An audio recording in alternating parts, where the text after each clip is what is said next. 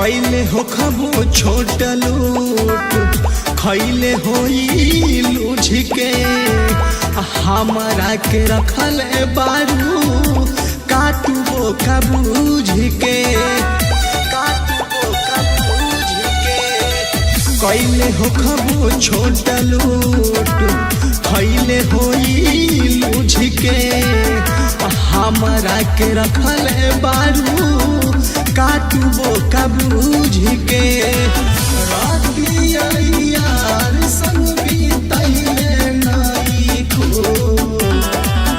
देख लॉलीपॉप मुहा मैले नाई को मजा शादी के कुआरे में कहा पहिले नाई को कोनो लभर के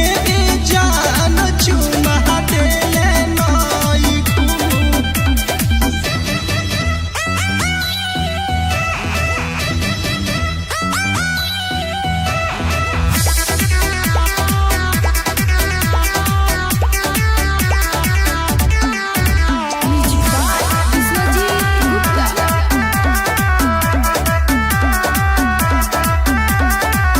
आज भी जलानी के ना ऐसे नाराज करा मिलले गोवर्धन दुल्हा इतने से नाज करा